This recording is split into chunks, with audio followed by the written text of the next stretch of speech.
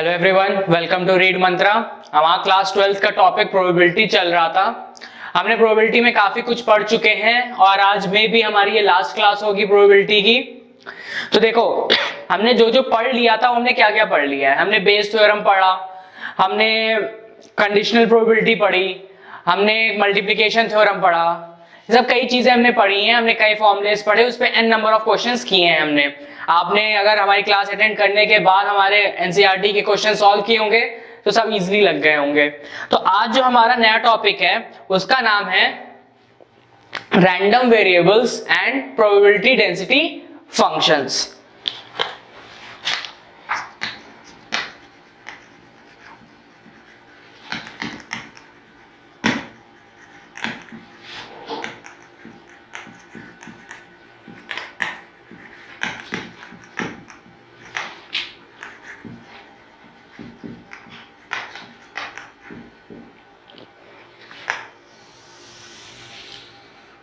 हमारे टॉपिक का नाम क्या है?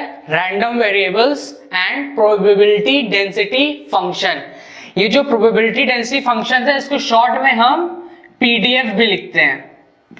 ठीक है, जो प्रोबेबिलिटी डेंसिटी फंक्शन है इसको शॉर्ट में हम पीडीएफ भी लिखते हैं। ठीक है, और इसको शॉर्ट में हम क्या लिखते हैं? आरवी। ये थोड़ा ध्यान रखो, अगर कहीं लिख दिया हो फाइंड पीडीएफ तो आप कंफ्यूज हो कि पीडीएफ क्या है। तो पीडीएफ मतलब होता है प्रोबेबिलिटी डेंसिटी फंक्शन। आरवी लिखा है तो इसका मतलब क्या है? Random variable. ठीक है, तो अब आपसे बोलेगा कि ये, अब आप पूछोगे कि सर ये प्रोबेबिलिटी डेंसिटी फंक्शन और रैंडम वेरिएबल क्या होता है।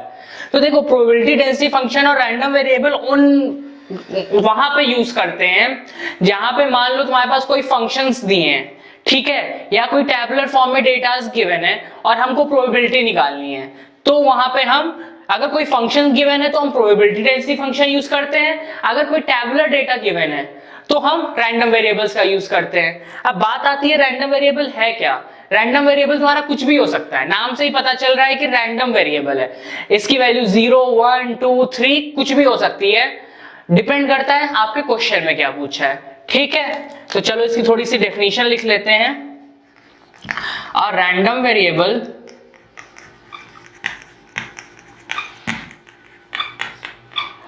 is a real value function, is a real value function whose domain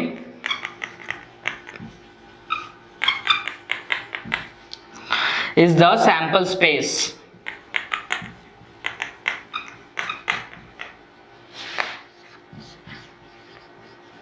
of the random experiment. बात समझ में आ रही है? मैंने देखो क्या डेफिनेशन लिखा है, और random variable is a real value function. तो रैंडम वेरिएबल तुम्हारा कुछ भी हो सकता है, कोई भी रियल वैल्यू फंक्शन हो सकता है। ठीक है, is a real value function whose domain, उसका जो भी डोमेन है, डोमेन समझते हो ना, कितने में वो फंक्शन फैला हुआ है, उसका क्या है, मतलब कहते हैं ना कि ये फंक्शन है, इसकी कितनी वैल्यूज ले सकता है। ठीक है, तो वो डोमेन आता है। तो उस रैंडम वेरिएबल का जो फंक्शन है उसकी जो डोमेन है वो सैंपल स्पेस के अंदर लाई करनी चाहिए किसी भी रैंडम एक्सपेरिमेंट में। ठीक है, तो सपोज करो तुम्हारे पास इवेंट है एक क्या? Tossing of 2 fair coins. आपने, इसको हम समझते हैं कि रैंडम वेरिएबल क्या होता है। ठीक है, देखो क्वेश्चंस करोगे, इतना दिमाग ये सब जो मैं लिखा रहा हूं क्वेश्चंस में इन सब का ज्यादा यूज नहीं होगा, बट पता होना चाहिए आपको। कोई आपसे आके खड़ा करके बोल दे कि भाई ये रैंडम वेरिएबल क्या होता है, तो आप क्वेश्चंस के थ्रू उसको नहीं समझा सकते हो। आपके पास कुछ एक लॉजिक होना चाहिए, कुछ एक कॉन्सेप्ट होना चाहिए। ठीक है, तो इवेंट हमारा क्या है? Tossing of 2 fair coins. ठीक है, 2 कॉइन को टॉस कर रहे हैं, तो पहले क्या कर ले? सैंपल स्पेस निकाल लेते हैं इसकी। तो अगर इसकी सैंपल स्पेस निकालेंगे तो क्या हो सकता है? Head comma head, head comma tail, tail comma head, tail comma tail. ठीक, इतनी बात समझ में आ रही है? Head head, head tail, tail head, tail tail. अगर दो कॉइन को टॉस कर रहे हो इतनी ही तो पॉसिबिलिटीज बन सकती हैं, इससे ज्यादा बनेगी क्या? बिल्कुल नहीं बनेगी। तो ये तो तुम्हारा सैंपल स्पेस हो गया। उसके बाद मान लो x डिनोट्स, एक x ले लो जो डिनोट कर रहा है नंबर ऑफ हेड ऑब्टेन्ड, ठीक। एक y ले लो, y क्या है? नंबर ऑफ टेल्स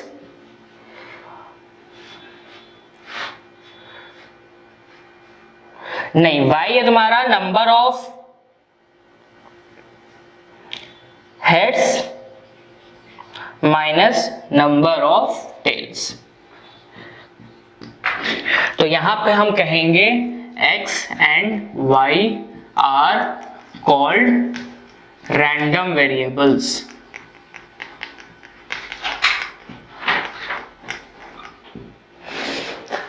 बात समझो क्या कहना चाह रहा हूं मैं। मैंने एक सैंपल स्पेस डिफाइन किया, मैंने पहले एक इवेंट लिया, इवेंट हमारा क्या था? Tossing of two fair coins. फिर मैंने एक सैंपल स्पेस डिफाइन किया। अब सैंपल स्पेस के अंदर मैंने दो रैंडम वेरिएबल्स लिए, एक रैंडम वेरिएबल x लिया, एक रैंडम वेरिएबल y लिया। अब जो x है उसको मैंने डिफाइन कर दिया कि number of heads obtained. y क्या है? Number of heads minus number of tails, ठीक है। अगर मान लो आपके पास है x ऑफ HH, आपके पास है x ऑफ HT, अगर आपके पास है x ऑफ TH और आपके पास है x ऑफ TT, तो मुझे बताओ इसकी क्या वैल्यूज होंगी?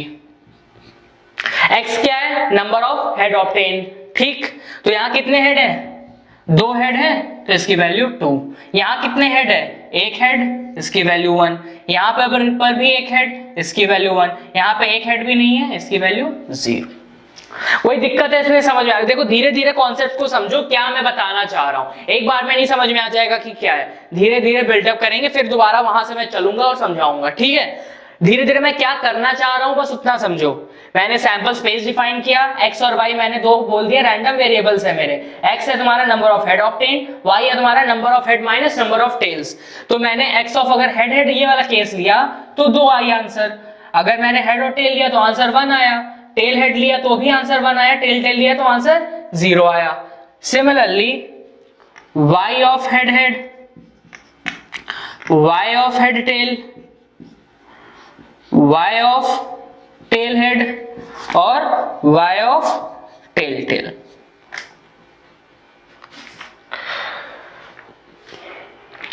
ठीक है। अब y तुम्हारा क्या है? y है तुम्हारा number of heads minus number of tails. तो यहां पे नंबर ऑफ हेड्स कितने हैं? 2। नंबर ऑफ टेल्स कितने हैं? एक भी नहीं है, तो इसका वैल्यू 2। यहां आओ, यहां पे number of head 1, number of tails 1, इसका आंसर 0। यहां पे आओ, number of head 1, number of tail 1, इसका आंसर भी 0। यहां पे आओ, number of head 0, number of tails 2, तो इसका आंसर -2। ठीक है, इतना समझ में आ रहा है? तो हम कहेंगे अगर ऐसा हमारा बन रहा है तो x and y are the random variables for the given space. x and y are called random variable for given space. Space मतलब ये जो हमने सैंपल स्पेस लिया है उसके देखो जो x और y थे वो सैंपल स्पेस के अंदर ही तो लाई कर रहे हैं। वही कह रहा था ये जो रैंडम वेरिएबल है उसका जो डोमेन होगा वो सैंपल स्पेस के अंदर ही लाई करेगा। तो देखो यहाँ पे हेड हेड हेड टेल जो भी है और यहाँ पे जो x बोल रहा है वो भी तो इसके अंदर की ही बात कर रहा है। नंबर ऑफ हेड ऑब्टेन और हेड्स ही तो है यहाँ पे, number of head minus number of tail, heads और टेल ही तो है यहाँ पे। ठीक है, तो इस तरह से हम रैंडम वेरिएबल्स को डिफाइन करते हैं। ठीक, एक बार समझो इसको ध्यान से, मैं क्या समझाना चाह रहा हूं, क्या बोल रहा हूं। मैंने अपने आप से अपने तरफ से दो रैंडम वेरिएबल्स डिफाइन किए, एक x और एक y। x मेरा नंबर ऑफ हेड था, y मेरा number of heads minus number of tails था और इस तरह से मैंने उसको रिप्रेजेंट कर दिया।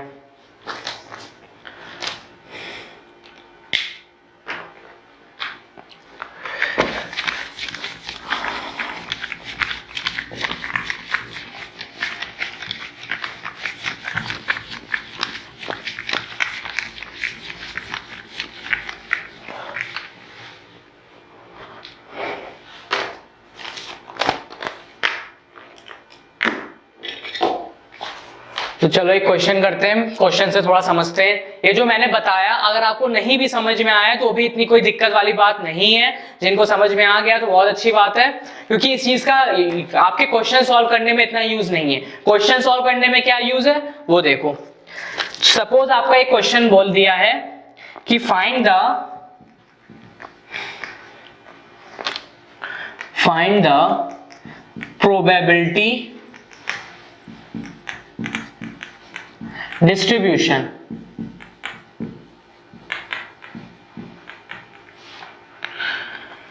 of a number of doublets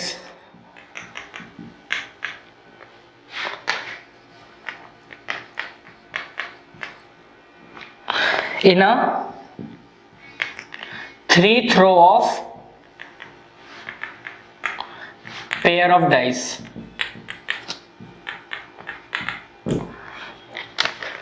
ठीक है, पढ़ो क्वेश्चन क्या लिखा है। क्वेश्चन बोल रहा है हमें प्रोबेबिलिटी डिस्ट्रीब्यूशन बनाना है। ठीक है, अब आप कहोगे कि प्रोबेबिलिटी डिस्ट्रीब्यूशन क्या है, तो अभी वो क्लियर हो जाएगा कि प्रोबेबिलिटी डिस्ट्रीब्यूशन कैसे बनाते हैं, इसीलिए क्वेश्चन को उठाया है हमने। ठीक है, क्या बोला है, find the probability distribution of number of doublets. Doublet समझते हो, पहले समझो डबलेट्स क्या होते हैं। डबलेट्स मतलब होता है, देखो डबल, डबल नाम से ही पता चल रहा है, डबलेट से डबल मतलब दो चीज होंगी। पहली बात तो दो से ज्यादा नहीं होंगी। तीन चीज हो गए तो उसे ट्रिपलेट्स कहते हैं। ठीक है, फोर्थ चीज हो गए तो क्वाड्रप्स कहते हैं। ठीक है, यहाँ पे डबलेट्स मतलब पहली बात तो दो चीज। ठीक है, और वो दोनों नंबर सेम हो उसको हम कहते हैं डबलेट्स। बात समझ में आ रही है।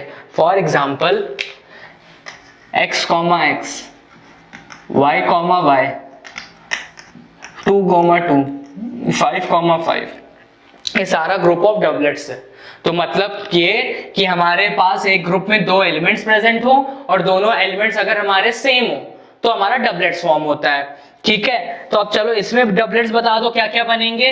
1, 1 बन जाएगा, 2, 2 बन जाएगा, 3, 3 भी बनेगा, 4, 4 भी बनेगा, 5, 5 बनेगा एंड एट द लास्ट 6, 6 बनेगा। इसके अलावा कोई डबलेट बन सकता है क्या? एक डाइस थ्रो कर रहे हो तो डाइस में तो 6 फेसेस होते हैं, क्यूब है तो 6 फेसेस होंगे, तो रिजल्ट सैंपल स्पेस 1, 2, 3, 4, 5, 6 आएगा। तो अगर उसमें से डबलेट्स बनाना चाहो कि कितने डबलेट्स बनेंगे तो यही तो बनेगा 1, 1, 2, 2, 3, 3, 4, 4, 5, 5, 6, 6। इतने में कोई डाउट है तो बताओ। इतने में तो कोई डाउट नहीं होगा क्योंकि मैंने डबलेट तुमको यही समझा दिया क्या होता है। अब तो आप कहोगे नहीं कि सर डबलेट क्या होता है। दो चीज को कंबाइन करके रखो डबलेट, वो दोनों वैल्यू सेम हो तो डबलेट।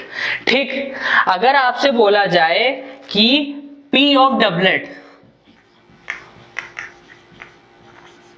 तो क्या हो जाएगा? 6/36 हो जाएगा कि नहीं हो जाएगा? कितने डाइस उछाले जा रहे हैं ये बताओ जरा। पेयर ऑफ डाइस है ना, पेयर ऑफ डाइस है तो मतलब दो डाइस उछाले जा रहे हैं। एक डाइस की सैंपल स्पेस 6 होती है तो दो डाइस की कितनी हो जाएगी? 6 स्क्वायर हो जाएगी। एक याद रखना, बच्चे कुछ गलती करते हैं, अगर 1 थ्रो ऑफ डाई है तो सैंपल स्पेस 6 है, 2 डाई थ्रो कर रहे हैं तो सैंपल स्पेस 6 स्क्वायर है, 3 डाई थ्रो कर रहे हैं तो सैंपल स्पेस 6 क्यूब है। कुछ लोग क्या करते हैं, यहाँ पे 2 into 6 कर देंगे, यहाँ पे 3 into 6 कर देंगे, ये नहीं होता है। ठीक है, ये गलत है। तो अगर तुम्हारे n डाइस थ्रो हो रहे हैं तो सैंपल स्पेस 6 की पावर n होती है, ये दिमाग में रखना। ठीक है, तो P ऑफ डबलेट क्या हो गया? 6 1 जा 6 6 जा 1/6 हो गया P ऑफ डबलेट। अगर आपको निकालना है P ऑफ नॉट डबलेट तब तो आपको पता ही है 1 - 1/6 होगा तो क्या हो जाएगा? 5/6 हो जाएगा। इतने में तो कोई दिक्कत नहीं होगी, इतनी तो नॉर्मल बातें हैं। ठीक है ना, तुमने डबलेट बोला तो मैंने तुम्हें डबलेट बता दिया क्या होता है। अगर प्रोबेबिलिटी डबलेट आने की कितनी है तो फेवरेबल इवेंट 6 है, टोटल इवेंट 36 है। नॉट डबलेट की तो इससे माइनस कर दिया। अब यहां बताओ कितने रैंडम वेरिएबल मानो x, रैंडम वेरिएबल माना मैंने x। अब x की जो वैल्यू है वो कितनी हो सकती है? 3 बार थ्रो किया है ना, 3 बार थ्रो किया है, या तो एक बार भी थ्रो ना करो, ये भी तो चांस हो सकता है ना भाई। प्रोबेबिलिटी है, हर चीज कवर करके चलेगा। ये बोला है बट मैंने तो एक बार भी नहीं फेंका, ऐसा भी तो हो सकता है। तो एक बार या तो मैंने एक बार भी नहीं फेंका, या तो मैंने एक बार फेंका, या तो मैंने 2 बार फेंका, या तो मैंने 3 बार फेंका। तो x की वैल्यू आइदर 0 हो सकती है, या तो 1 हो सकती है, या तो 2 हो सकती है, या तो 3 हो सकती है। इनमें से एक ही होगी। यहां पे और लगा लो, और बात समझ में आ रही है?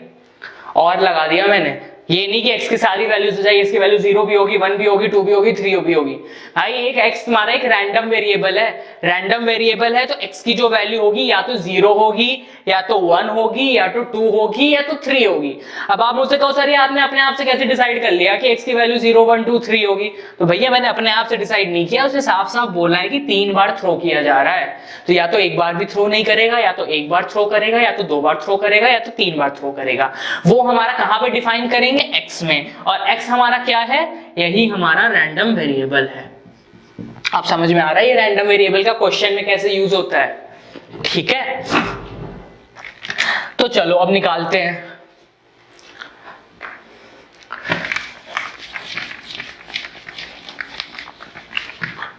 अगर आपको चाहिए p of x is equal to 0, x equal to 0 मतलब क्या हो रहा है? x इक्वल टू 0 मतलब है कि एक पहली बार जब उछाला तो एक बार भी डबलेट नहीं आया, एक भी डबलेट नहीं आया, तो वो p of x is equal to 0 होता है।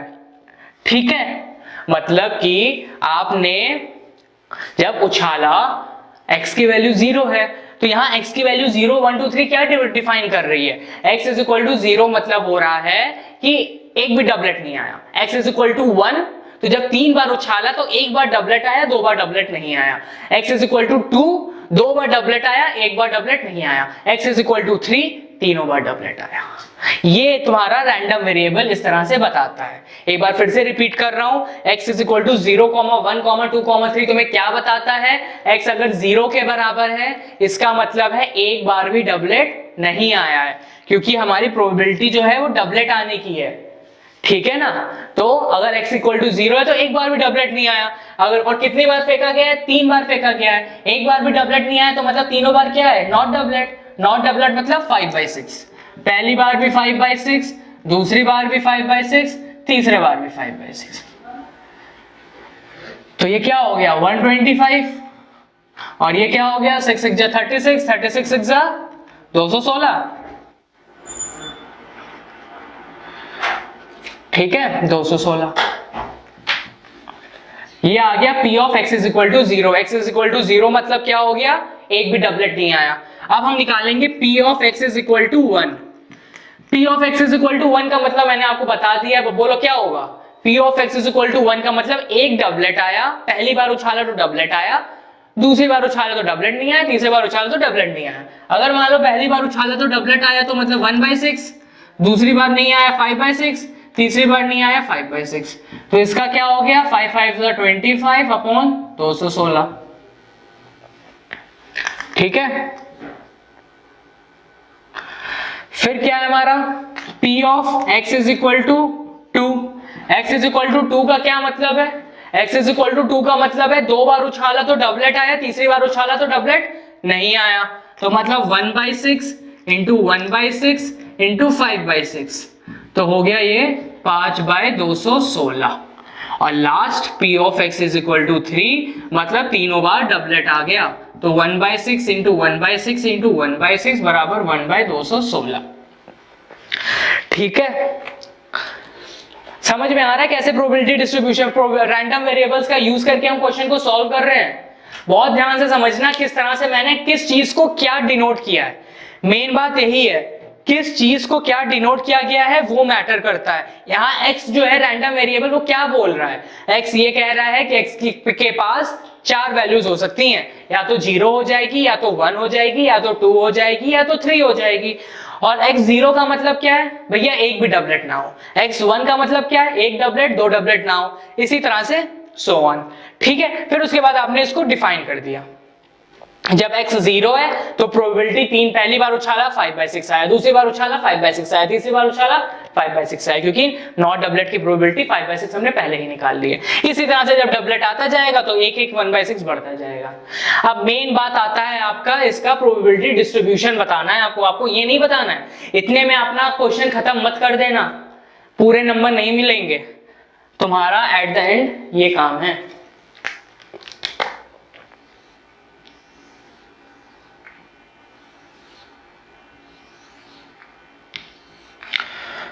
यहाँ पे x, यहाँ पे p ऑफ x, यहाँ पे x की वैल्यू 0, x की वैल्यू 1, x की वैल्यू 2, x की वैल्यू 3।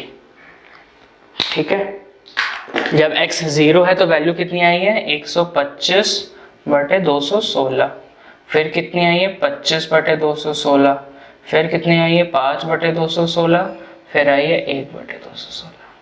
यहाँ पे आपका क्वेश्चन खत्म होगा।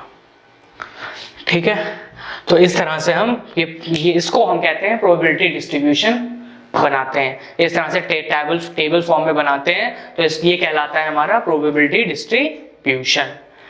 ठीक है,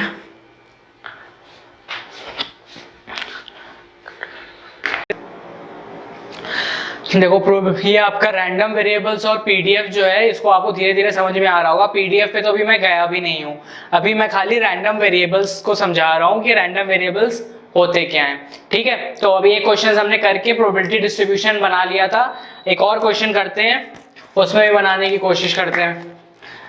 क्वेश्चन हमारा है P of capital X is equal to small x is equal to 0.1 if x is equal to 0, kx if x is equal to 1 or 2,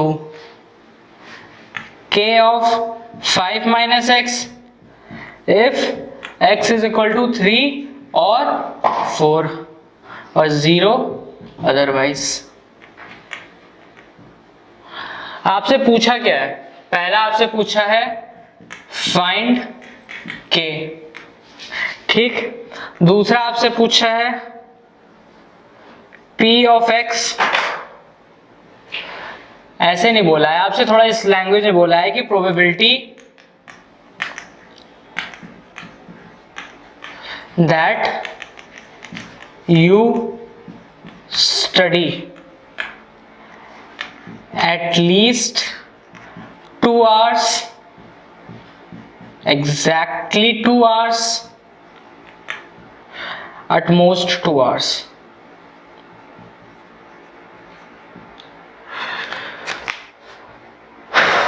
ठीक, तो ये क्वेश्चन है। तो कुल मिला के जैसे ही देखो बोला है कि probability that you study at least 2 hours, तो ये आपके स्टडी का की आपका डिस्ट्रीब्यूशन गिवन है। ठीक है ना, ये जो डिस्ट्रीब्यूशन गिवन है आपका स्टडी पर ही गिवन है।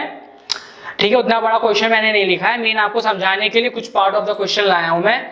तो पहले काम करते हैं, के निकालते हैं। ठीक है, तो ये यहाँ पे अब आपका ये पीडीएफ का कॉन्सेप्ट आ गया है। ठीक है ना, कि प्रोबेबिलिटी डेंसिटी फंक्शन हम कैसे सॉल्व करते हैं। तो इस तरह से आपको देखो, मैंने बोला था ना पीडीएफ में क्या होगा, आपको एक फंक्शन गिवन होगा, उसको आपको सॉल्व करना है। तो यहाँ देखो फंक्शन गिवन है, आपको इसको सॉल्व करना है। पहली बात आती है, इसको जरा जो प्रोबेबिलिटी डेंसिटी फंक्शन है इसको डिस्ट्रीब्यूशन फंक्शन में चेंज कर दो, मतलब टैबुलर फॉर्म में चेंज कर दो इसको।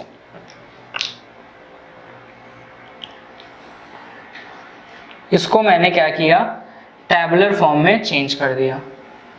यहाँ पे क्या है स्मॉल x, ठीक है, यहाँ पे p of small x। x की वैल्यू एक बार 0 है, x की वैल्यू 1 है, x की वैल्यू 2 है, x की वैल्यू 3 है, x की वैल्यू 4 है और उसके आगे। ठीक है, तो जब x की वैल्यू 0 है तो हमारा फंक्शन क्या दे रहा है, 0.1 दे रहा है, 0.1। जब x की वैल्यू 1 है तो हमारा ये वाला फंक्शन अप्लाई होगा। x की वैल्यू 1 है तो यहाँ पे x की जगह 1 कर दो, तो फंक्शन की वैल्यू क्या आ गई k। x is equal to 2 है, यहाँ पे x की जगह 2 पुट कर दो तो इसकी वैल्यू क्या आ गई 2k। x is equal to 3 है, इस फंक्शन में 3 पुट कर दो तो 5 माइनस 3 2, तो 2k। x is equal to 4 है, x इस फंक्शन में 4 पुट कर दो तो k, और उधर तो 0। इतने में कोई दिक्कत है कि नहीं, पहले ये बताओ। मैंने किया कुछ नहीं है, जो आपके पास ये प्रोबेबिलिटी डेंसिटी फंक्शन दिया था उसको मैंने टेबुलर फॉर्म में रिप्रेजेंट कर लिया है। अब प्रोबेबिलिटी डेंसिटी फंक्शन में sigma i is equal to 0 से n p ऑफ i, इसकी जो वैल्यू होती है ये हमेशा 1 होती है। ये बात इंपॉर्टेंट है, इसको याद रखो कि प्रोबेबिलिटी डेंसिटी फंक्शन में सिग्मा, ये जो ऐसे लिखते हैं सिग्मा कहलाता है। Sigma i is equal to 0 से n p ऑफ i की वैल्यू 1 होती है। अब ये p ऑफ i क्या है, अब ये कुछ भी हो सकता है, p1 plus p2 plus p3 so on pn, इसकी वैल्यू 1 होगी। ठीक है, तो ये मेन कॉन्सेप्ट है आपका प्रोबेबिलिटी डेंसिटी फंक्शन का। अब जरा मुझे बताओ, यहाँ पे 4 है, इन सबका सम 1 के बराबर ही तो होगा क्योंकि ये प्रोबेबिलिटी डेंसिटी फंक्शन है। तो क्या हो जाएगा, 0.1 plus k plus 2k plus 2k plus k, इनकी वैल्यू 1। अब 2 plus 2 4 plus 1 5 plus 1 6, 6k is equal to 0.9, 1 में से 0.1 गया तो 0.9, k की वैल्यू क्या आ गई 0.9 बाई 6, 9 बाई 60, k की वैल्यू आ गई 3 बाई 20। कोई दिक्कत इतने में, k की वैल्यू आ गई हमारी 3 बाई 20। चेक करो सही है कि नहीं।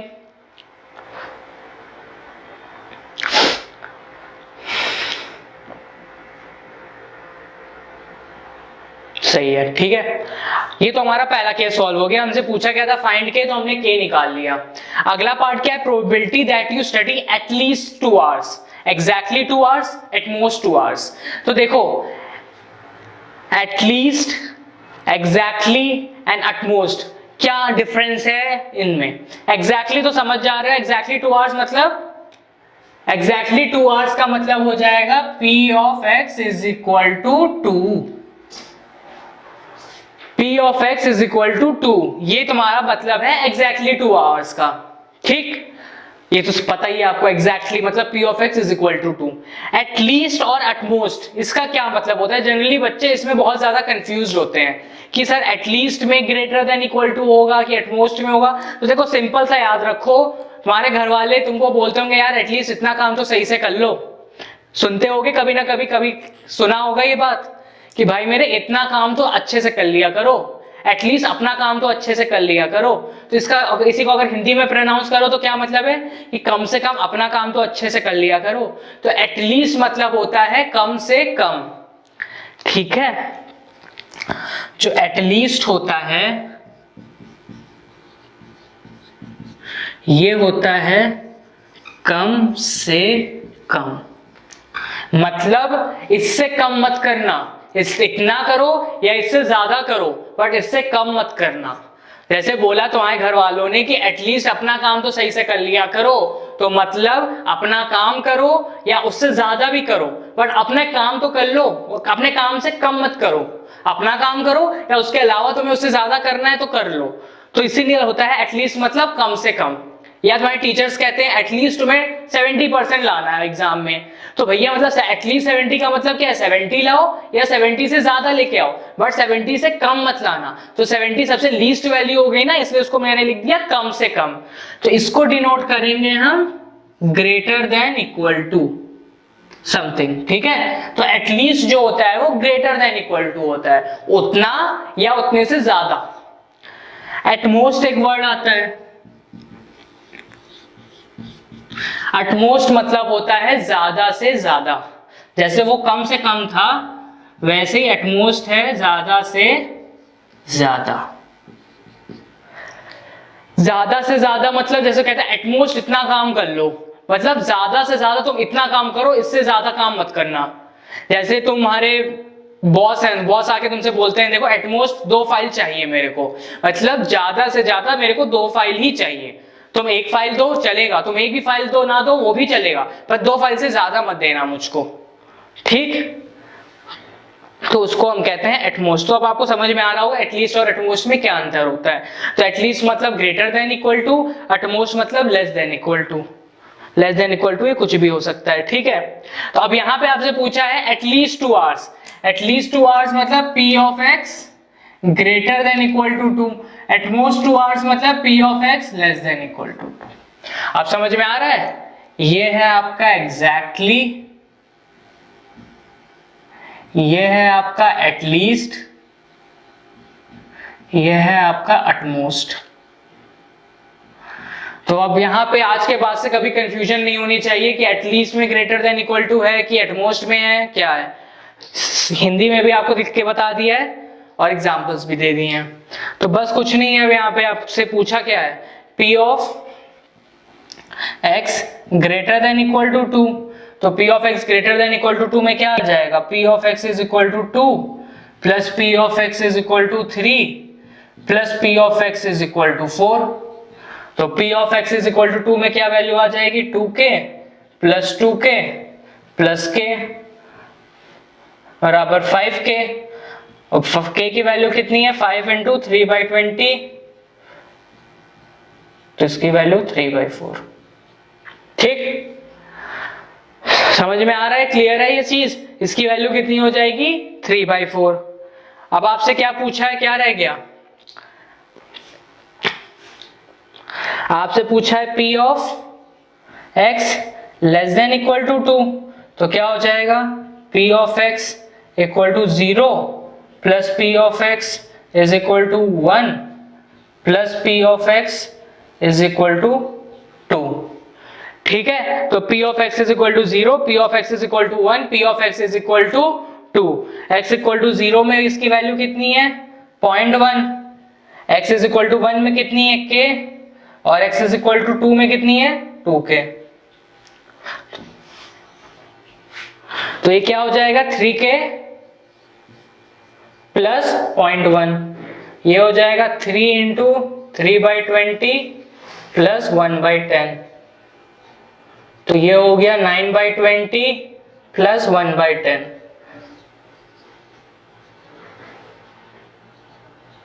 11/20, ये इसका आंसर हो गया। क्लियर है किस तरह से मैं सॉल्व किया है।